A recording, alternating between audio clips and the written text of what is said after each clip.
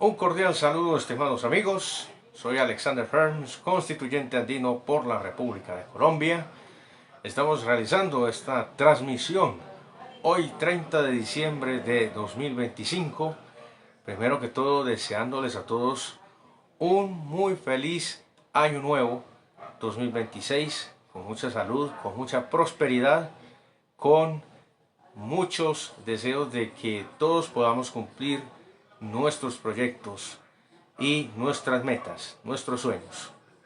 Nuestros deseos son para todos ustedes, para todo el pueblo de la Nación No Granadina de Colombia, de la hermana República Bolivariana de Venezuela y de las demás naciones latinoamericanas y bolivarianas.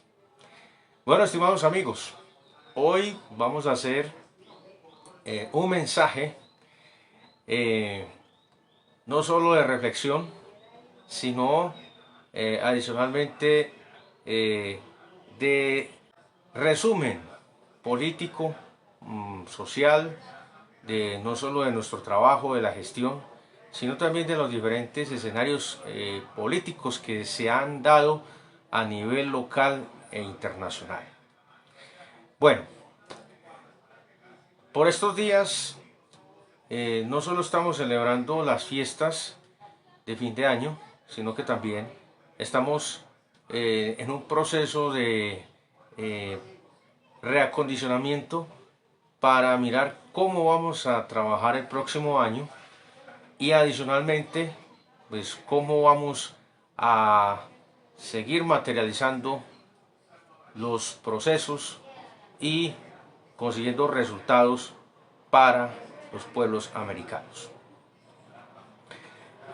Adicionalmente tenemos que hacer unos informes que vamos a presentar para el día de mañana, informes no solo desde el movimiento internacional, desde el Movimiento Social Progresista Suramérica MSP, sino también desde los organismos que dirigimos, como son el Observatorio Nacional de Derechos Humanos y Derecho Internacional Humanitario ONDH, aquí en la Nación No Granadina de Colombia, y a su vez los procesos que venimos adelantando a nivel de movilidad académica y estudiantil con la Organización Mundial de Estudiantes OME en Colombia y a nivel internacional, World Organization of Students, WOS, y adicionalmente pues compartirles nuestra labor como constituyente andino por la República de Colombia.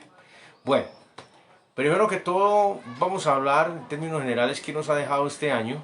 En términos políticos han sucedido una cantidad de cosas. Sin embargo, pues lo que habíamos advertido inclusive en meses y años anteriores con respecto a los procesos, hablando ya en términos de la Nación No Granadina de Colombia, pues se han dado de manera tardía. ¿Qué quiere decir con esto? De manera tardía. El tema de la Asamblea Nacional Constituyente o de la propuesta que inclusive desde el año pasado el presidente Gustavo Petro lanzó luego de que le vetaran o le tumbaran las reformas. Nosotros le habíamos advertido inclusive desde la campaña presidencial, esta última, que no lo iban a dejar gobernar, que tenía que tomar medidas iniciales para poder ejercer de una manera correcta al gobierno, para poder cumplir las expectativas y cumplirle al pueblo. Y bueno, pues Petro desafortunadamente parece que no escuchó o se dejó asesorar de sus pésimos asesores, porque eso hay que decirlo. Cuando una persona comete tantos errores y uno sabe que es una persona que es inteligente y también puede ser terca, pues tiende a cometer muchos errores. ¿En qué sentido? En que a veces o no escucha a los demás, cree que se las sabe todas, o tiene gente que escucha, ¿cierto? Tiene asesores, pero estos no son los mejores. Entonces se rodea de gente que no sabe dónde está parada. Y estos son los dos escenarios posibles. Uno, lo que ha logrado conocer de Gustavo Petro es que es un poquito terco. Y súmele a esto los pésimos asesores, entonces ustedes se imaginan. una persona que no escucha y fuera de eso, cuando escucha a la gente equivocada. Entonces esto digamos que no es una buena mezcla. Uno siempre tiene que rodearse de personas que le ayuden a crecer, le ayuden a mejorar los procesos, le ayuden a obtener los resultados deseados y a dirigir bien, porque uno no se las sabe todas.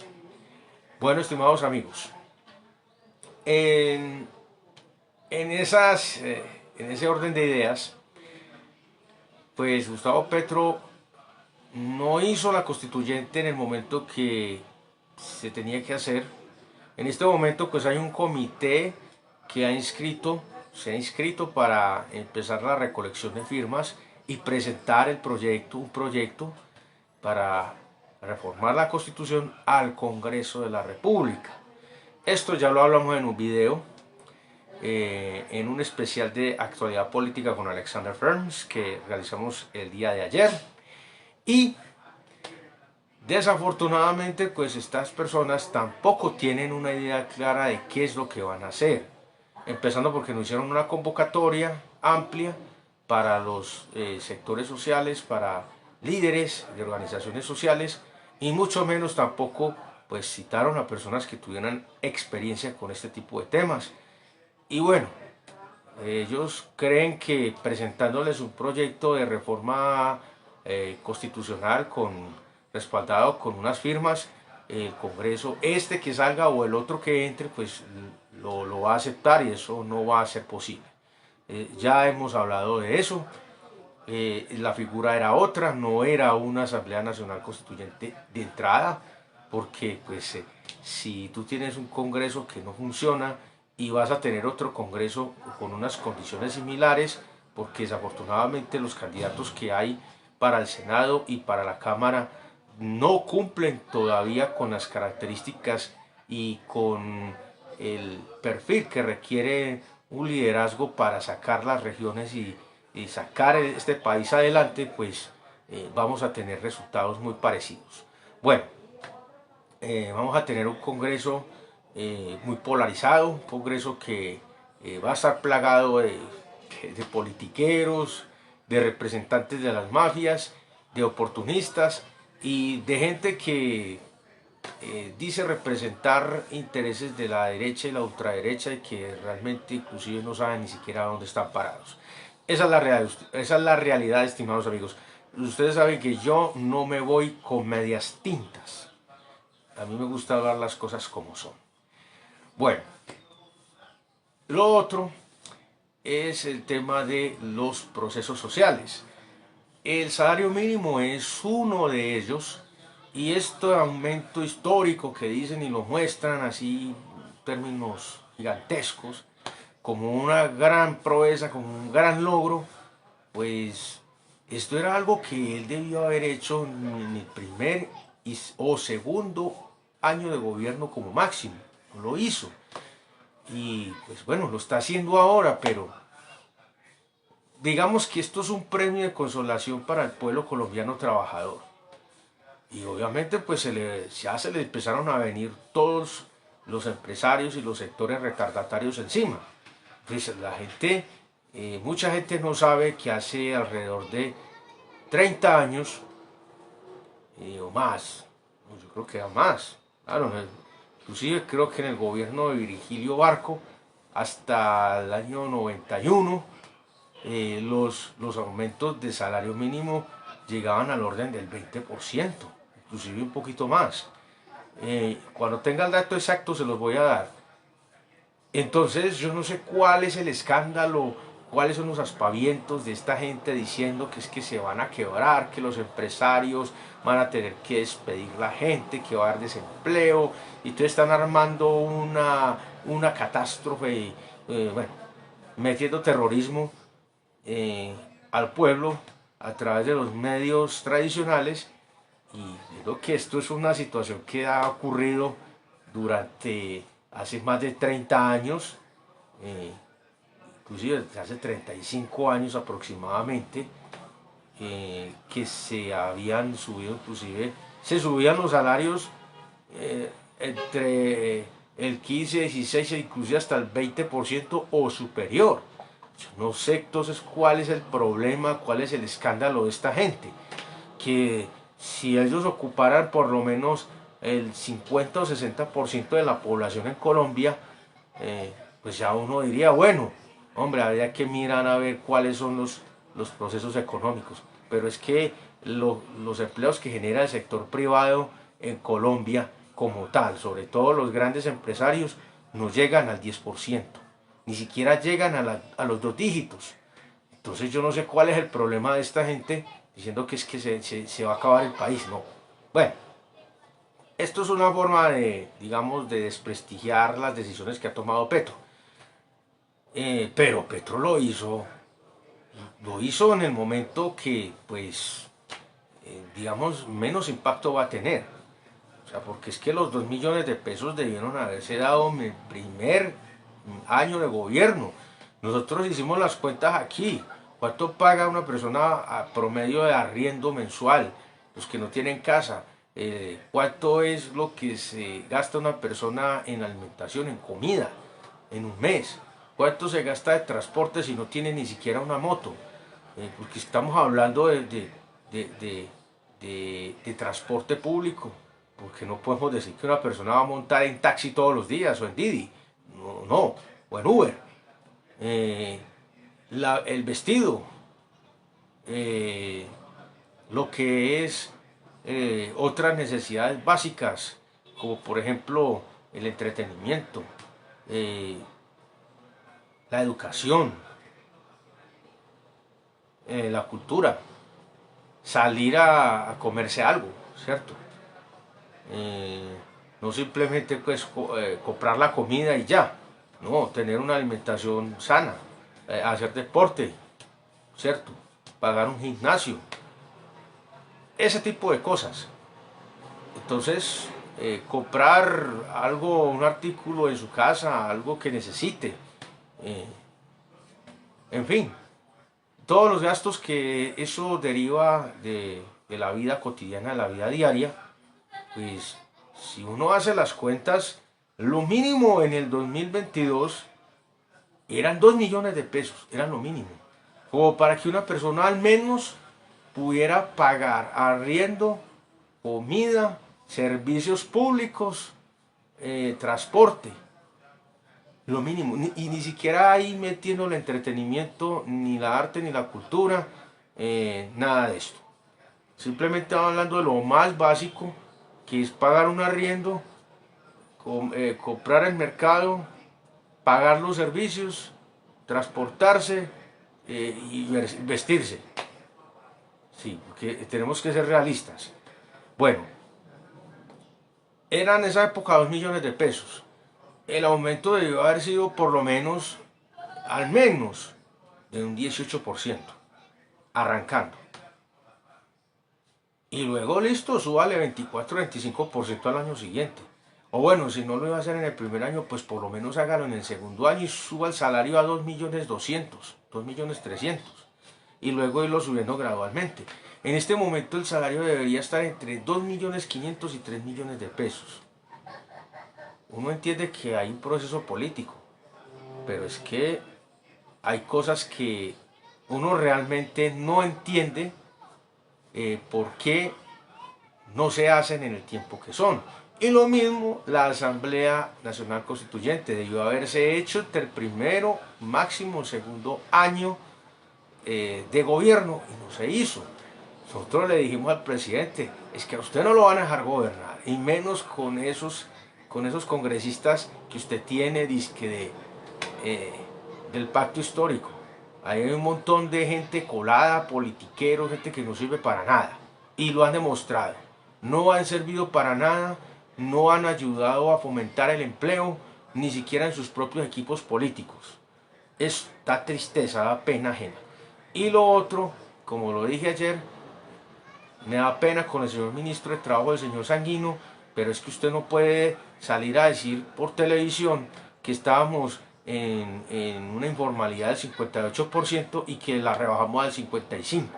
Hombre, eso ni siquiera debería decirlo, debería darle pena decir eso. porque es que eso demuestra que, que solamente se ha rebajado un puntico por año. Entonces, ¿para cuándo entonces se va a rebajar la informalidad? Y ahora en las noticias dicen que rebajó el desempleo al 7%. Eso no lo deben decir, la verdad. No deben decir, no deben meterle mentiras a la gente. Porque estamos hablando de qué porcentaje de desempleo. De los que se habían quedado sin empleo y volvieron a contratar, a los contratistas que quedaron desempleados y los volvieron a contratar. Porque entonces estamos hablando de un 58% de informalidad y que rebajó al 55%. Ojo pues, de 100 personas, 55 están sin empleo. Y de esos 55, 45 se supone que están trabajando. Y de esos 45 que están trabajando, póngale que solo 10 tienen un empleo directo con todas las prestaciones y garantías, y el resto son contratistas que trabajan mes o trabajan por destajo o trabajan como contrato directo que solo duran unos meses y después pasan los 2, 3 o 5 meses y para afuera.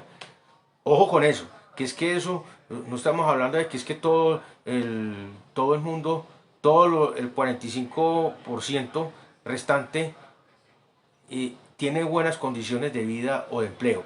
Ojo con eso, que solamente es un porcentaje muy pequeño. Y estamos hablando inclusive inclusive yo fui muy generoso diciendo el 10%, creo que es menos del 10%, menos del 10%. Entonces, si estamos hablando de ese 10% o del otro 25% o 35% que son contratistas y que rebajó el desempleo ahí, me da mucha pena, pero las cuentas no les dan. Bueno, hay que decir esto porque desafortunadamente hay cosas que no siguen funcionando bien y bueno,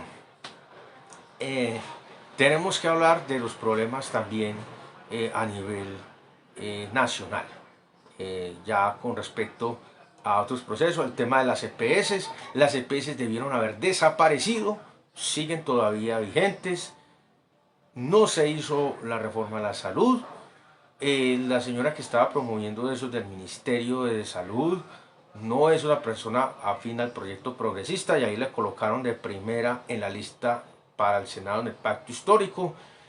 Ustedes saben qué pienso sobre eso. Bueno, lo otro es que nosotros tenemos que mirar el problema con los Estados Unidos de Norteamérica. O sea, la amenaza que en este momento tiene la hermana República Bolivariana no es solamente ellos, o sea, no es solamente para ellos, la amenaza también es para nosotros. Entonces, aquí voy a dejar una reflexión.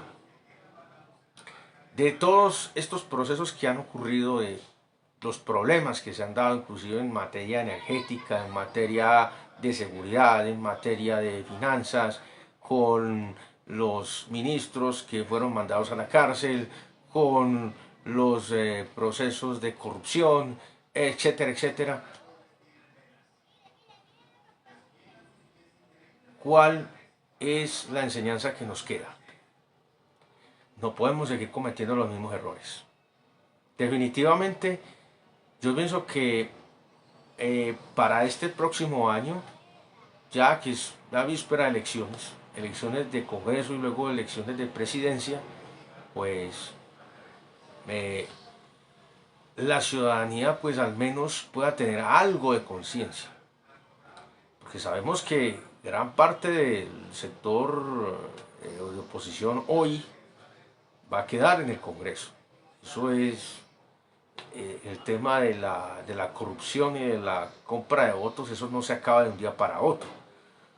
Como no hay controles, como no se reformó la justicia, no se reformó el sistema electoral, no hubo una reforma a la salud, no hubo inclusive reformas en el tema de empleo, ni en el tema de proyectos productivos, mucho menos con el medio ambiente, porque Petro habla toda hora de descarbonización y descarbonización, pero cuando se le presenta un proyecto para trabajar en la recuperación del medio ambiente a través de el reciclaje, pues no dicen que no pueden, que pues ellos no pueden financiar proyectos de corte privado, según eso. Entonces, bueno, un asunto que es de interés público y ya dicen que es privado. Entonces ahí es donde está la falla. Las comunicaciones. Eh, Han fallado las comunicaciones. Petro siguió rodeado de estos personajes nefastos que nunca dejaron que las comunicaciones llegaran, que nunca se enterara de las cosas. Y ahora, pues con todo el proceso político, pues ahí hay un montón de politiqueros en este Frente Unitario, se hacen llamar Frente Unitario, que pues son todos los que no pudieron estar en el pacto histórico. Ya ustedes se imaginan pues la lagartería que hay ahí. Y bueno, esa es la situación. Eh, Tenemos que hablar también irremediablemente del tema energético. Eh, si el país sigue dependiendo de las grandes centrales hidroeléctricas, vamos a tener un gran problema de abastecimiento de energía. Tenemos que mirar hacia la energía nuclear. Tenemos que mirar hacia estas energías que son seguras y que dan un gran margen de utilidad energética. Entonces, ahí hay que utilizar los recursos naturales que tenemos en nuestro subsuelo. Hay que echarle mano a la energía nuclear. Y también tenemos que organizar todo el proceso de defensa con respecto a mejorar el tema de la defensa, la protección de las fronteras, combatir los grupos irregulares, que en eso también fue una falla total. El tema de la paz total no funcionó, no ha funcionado. ¿Por qué? Porque es que usted no puede ir a sacar a estos grupos o a sacar a un grupo de personas que está sembrando coca y decirles sí, vamos a dar una sustitución, pero usted no les ofrece eh, algo real a cambio en el momento. Entonces esta gente vuelve y sigue sembrando coca. Ese es el problema, que por un bulto de coca les pagan por ahí 4 o 5 millones de pesos, que, que por un bulto de yucas o de papas que no les pagan ni siquiera 1.000 o 2.000 pesos. Entonces, si usted compara un bulto de papas o de yucas con un bulto de hoja de coca, pues obviamente la diferencia es abismal. Eso no quiere decir que es que yo les esté diciendo que sigan cultivando coca, no. Es que si el gobierno quiere un cambio real, tiene que tener un plan establecido para que estas personas realmente puedan tener un tránsito hacia una sustitución y la droga no sea la alternativa, no sea la única fuente. Que la droga pase a un plano secundario y lo principal sea la agroindustria. Que esto sea lo principal. Es la única manera. Y la educación. Aquí, como yo les decía, muchos se han dado cepillo con nuestro trabajo. Como dicen popularmente, se están ganando padre nuestros, indulgencias con padre nuestros ajenos. Con el tema de la educación gratuita, la matrícula cero. Bueno, lo de la matrícula cero fue un invento desde la dictadura civil de Duque para tratar de aminorar los ánimos con los estudiantes. Pero es que eso ni siquiera era matrícula cero. Ustedes ya saben cómo funciona eso. Entonces, lo del tema de la política de gratuidad es un proceso que nosotros implementamos desde el año 2012 con nuestro trabajo desde la Carta Social Andina, y una de las primeras ciudades que adoptó esa política fue la ciudad de Medellín. ¿Cómo la adoptó? Adoptó la gratuidad para los estudiantes de primaria y secundaria de colegios públicos, escuelas y colegios públicos, y adicionalmente se les dio un bono alimentario, o sea, un complemento alimentario para fortalecer las competencias, ¿cierto? Para que ellos pudieran tener un acceso a esta alimentación, para que esto pudiera ayudarles en su proceso de aprendizaje. Eso se hizo en el 2012 y se empezó luego a copiar en otras ciudades. Pero esto es gratuidad. ellos se basaron fue en nuestro trabajo, un trabajo internacional, la normatividad internacional, porque en Colombia pues no existe la gratuidad. Y posteriormente se da el proceso en otras ciudades.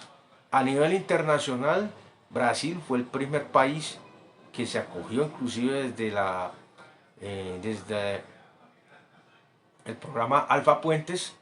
Ellos inclusive hicieron un programa desde las universidades federales que, eh, que son las universidades estatales de Brasil, para recibir en cada universidad estatal hasta 700 estudiantes. O sea, habían 700 cupos por universidad federal para que cualquier estudiante de América Latina, excepto de Brasil, pudiese hacer una carrera, o sea, estudiar una carrera completamente gratis, y ya pues hacían un proyecto, su proyecto de grado lo hacían allá en una comunidad, o resolviendo una necesidad básica aplicable a su carrera.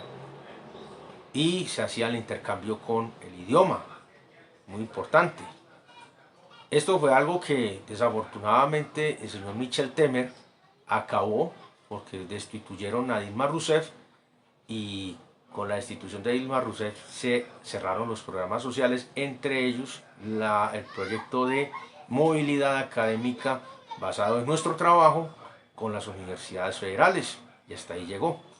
Bueno, ya con el tema de la movilidad académica, otros países como Perú, México, Chile, en la Alianza del Pacífico, pues abrieron una frontera para que desde las universidades públicas y privadas se pudiera hacer este proceso de movilidad, inclusive con gratuidad. Eso fue algo muy importante que se hizo. Se lograron abrir cerca de 1000 cupos en universidades peruanas, por universidad peruana, y esto fue algo muy importante porque se pudo hacer ese intercambio. Aquí en Colombia llegaron muchos mexicanos, llegaban chilenos, etcétera, etcétera. Y bueno, ya el tema con los países andinos. Entonces, ese proceso ha venido caminando desde hace 13 años. Eso no fue en la dictadura civil de Duque, en el 2018, eso no fue en esa época. En el 2018 ya llevaba 6 años de implementación. Lo que pasa es que, como les decía ahora, ellos quisieron tratar de bajar las aguas con el tema de las protestas sociales, y decir que es que estaban dando gratuidad a los estudiantes. Inclusive, ya como se ha demostrado en los últimos días, con las becas de Colfuturo, pues se les ha dado becas es a los más ricos y a los más poderosos de este país. Entonces, ahí ustedes pueden ver que esa corrupción no se ha acabado. Eso es lo que Petro debió haber atacado en un principio, debió haber sacado a toda esa gente y listo, metamos gente, la gente que trabajó conmigo en las regiones. A ver, vamos a mirar, a reunirnos con todos los que trabajaron conmigo, no solamente con los lagartos y los politiqueros, sino que vamos a reunirnos con todos los que me hicieron campaña y trabajaron conmigo, y vamos a incluirlos dentro del proyecto de gobierno, y eso no lo hizo. Bueno, lo otro es que nosotros, ya pues teniendo toda esta experiencia, nosotros solicitamos al senador y candidato del Pacto Histórico, Iván Cepeda, que nosotros estábamos dispuestos a integrar el Frente Amplio, que nos acogíamos a su llamado, que aquí estábamos dispuestos con nuestro movimiento internacional para poder integrar ese proceso con el Frente Amplio y poder participar. Y resulta que pues, no hubo contestación. Le escribimos también al señor Roy Barreras, que era el que estaba manejando directamente eso. Tampoco hubo contestación. Entonces uno dice, bueno, pues ¿será que no quieren tener participación amplia? ¿O será que les da miedo tener un debate con la representación internacional que tiene este país por el sector social? Entonces ahí, bueno, yo de todas maneras estoy aquí esperando a ver a que se decidan a responder, y si se da la oportunidad, pues vamos a tener el debate. Yo quiero saber cuál es el talante del señor Iván Cepeda, porque nosotros necesitamos un presidente firme, un presidente con determinación, no un presidente que vaya con vicisitudes y echándonos carreta filosófica. La filosofía es muy importante, Pero una cosa es el discurso y otra cosa es la práctica y los resultados. Un buen estadista necesita empezar a producir resultados. Ahí es donde aplica su filosofía. La filosofía no solo se puede quedar en palabras y en discursos bonitos. Tiene que aplicarse en el terreno que es, en la vida real. Y en este caso es, si el señor Iván Cepeda pretende ser presidente, pues tiene que hacer lo que Petro no hizo. O sea, tiene que aprender de los errores de Petro y tiene que rodearse bien. Tiene que, lo primero que tiene que hacer es sacar a toda la gente que no responde al proyecto progresista, que no responde a un proyecto de nación. Eso es lo primero que hay que hacer. Y ya después, pues ya con ese congreso que va a quedar, que no tengo con mucha esperanza con eso, vamos a tener algunos amigos que se van a dar la pela, pero son muy contados. Y el resto pues van a seguir en su tónica. Entonces vamos a ver si el señor Iván Cepeda hace lo que tiene que hacer. A veces lo que se tiene que hacer no es muy popular en algunos momentos, pero las cosas cuando se tienen que hacer hay que hacerlas. Y si al señor Iván Cepeda le toca hacer la constituyente de entrada, lo tiene que hacer. Esa va a ser su primer tarea. Si él tiene que hacer la constituyente, lo hace. Pero no como se está planteando ahora. No, así no.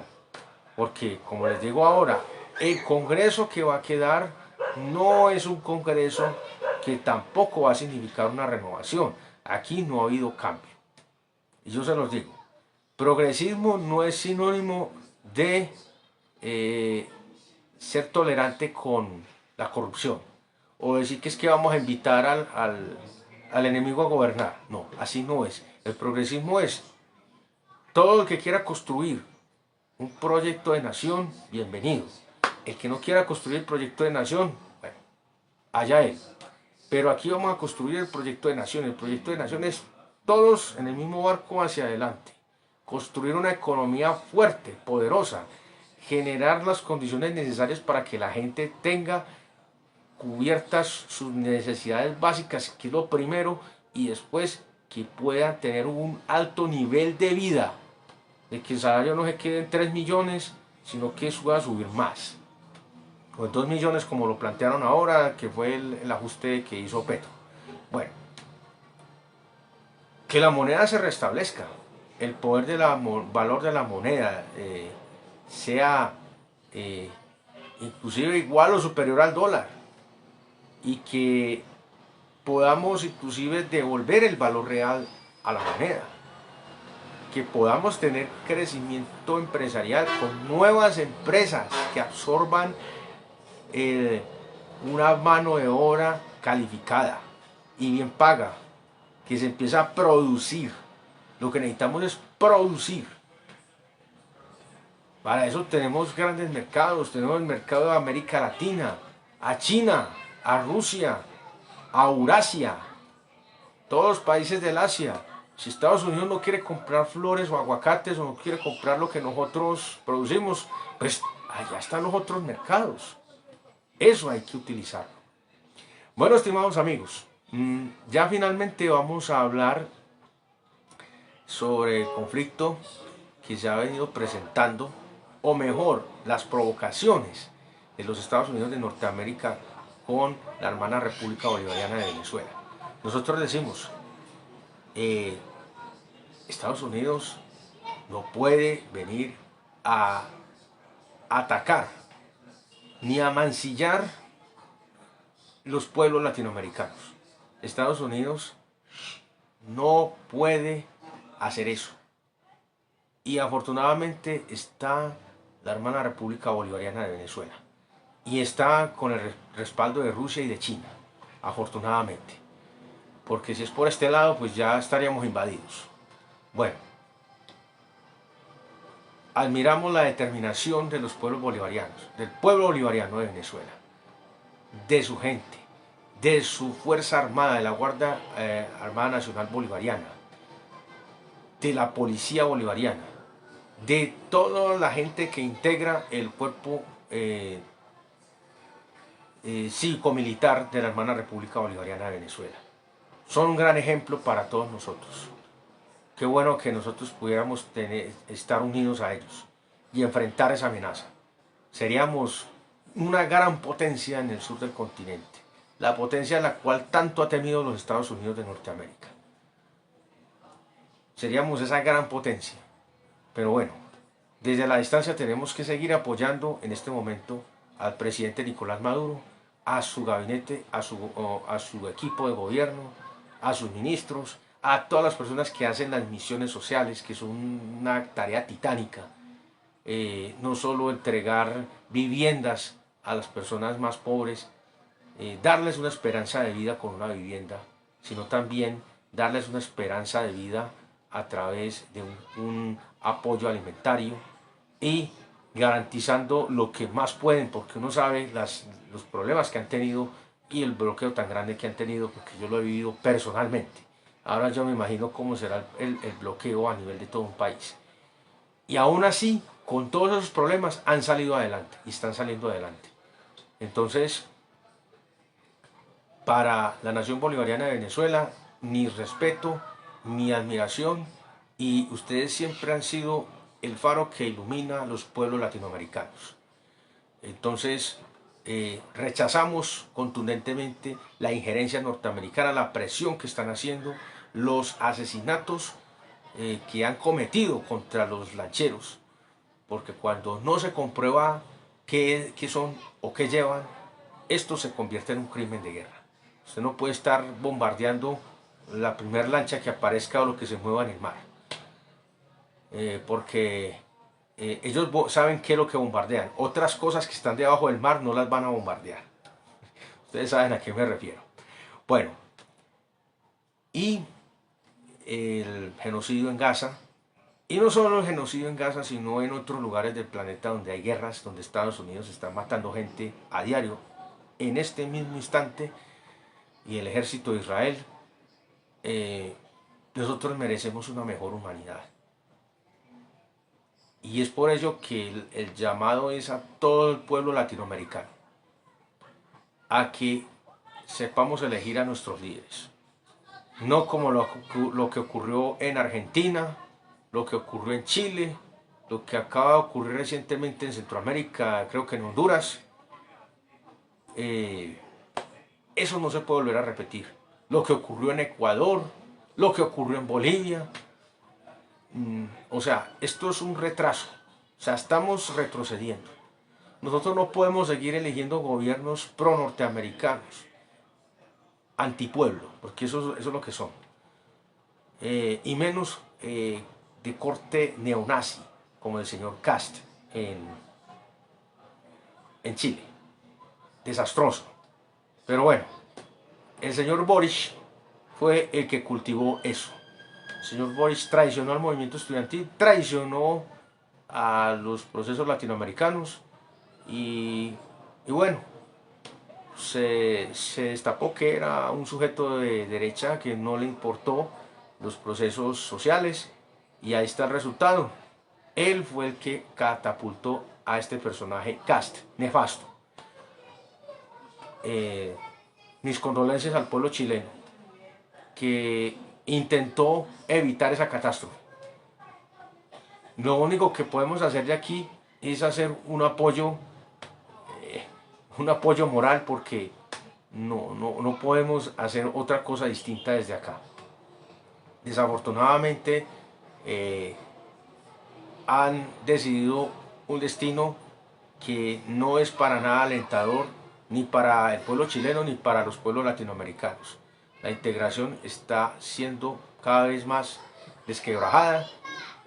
No se reconfiguró nuevamente la UNASUR. Esto ya sabemos pues que hay unos intereses también desde Brasil. El señor Lula quiere ser el líder recalcitrante, el líder principal. Y bueno, estas son cosas que no deberían volver a pasar. Bueno, estimados amigos, cerramos aquí por hoy esta intervención como constituyente adhiero por la República de Colombia, desde nuestro sitio, nuestra fanpage, desde el Proyecto Suramérica. Recuerden que este es nuestro proyecto, el proyecto de todos, de la construcción de la patria grande y inicialmente de la Unión de Naciones Federales de América, Unión de Estados Federados de América y la Unión Federal Suramericana. Ese es el primer proyecto para no solo darle un vuelco a esto, sino también volver a nuestras raíces y continuar el proyecto bolivariano, el proyecto de Mosquera, que era la construcción de una nación potencia en el continente.